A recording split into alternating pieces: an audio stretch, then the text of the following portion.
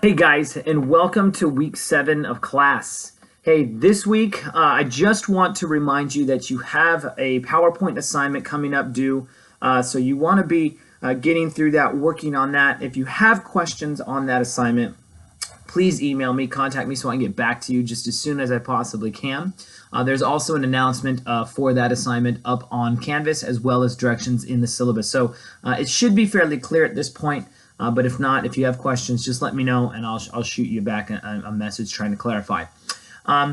Next week, we have a midterm exam, so you're going to want to be preparing for that.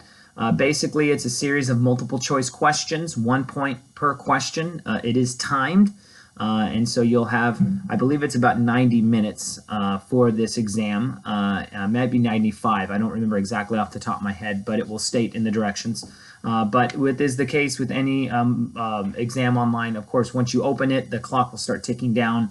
So just be aware. But basically, the content for that midterm will be everything that we've covered up to this point, which would be Jamestown all the way up through the material for this week, which of course segues now into what we're going to be looking at for week 7. And that is going to be a period of history known as the Era of Good Feelings. It is a time in United States history when, at least politically speaking, it was an era of good feelings.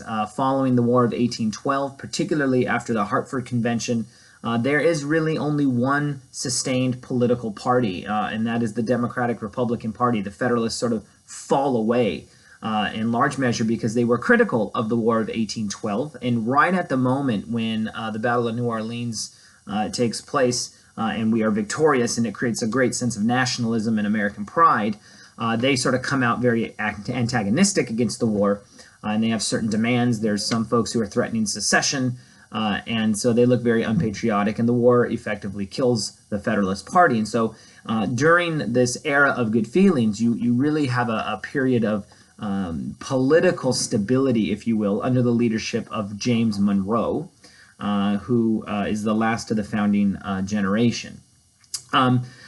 To really call it an era of good feelings, however, is a bit of a misnomer because there's definitely some economic problems going on in the United States. There's an economic panic that hits the United States in 1819. It's going to take some adjustment of the National Bank in order to get that solved. And then there's also some serious issues with respects to slavery. And as we will see, its ultimate westward expansion. And we're going to see that through the Missouri Compromise this week as a new state attempts to enter the Union. And the truth of the matter is that the Missouri Compromise is kind of the very first example of a problem that the United States is going to never really be able to solve, but it's one it's going to have to constantly and habitually address. And that is every time that a new state or a new territory seeks to come into the United States, there's always going to be this issue about whether or not it should be free or slave state. And these discourses are going to get heated, and in the end, as we know, it will ultimately contribute to the coming of the Civil War. So that's really what we got looking at this week. We're also going to be taking a look at some foreign policy initiatives, particularly the Monroe Doctrine. And so lots to look at, lots of stuff to do this week. And so make sure you're reading through all the material. Make sure you look at the due dates because there are some changes to due dates for discussion boards and what have you. So just get through all that, take a look, and if you have questions, let me know. All right, guys? Well, I hope you have a blessed week. And with that, go in peace, be warm and filled. May the force be with you. Live long and prosper, and may the odds forever be in your favor.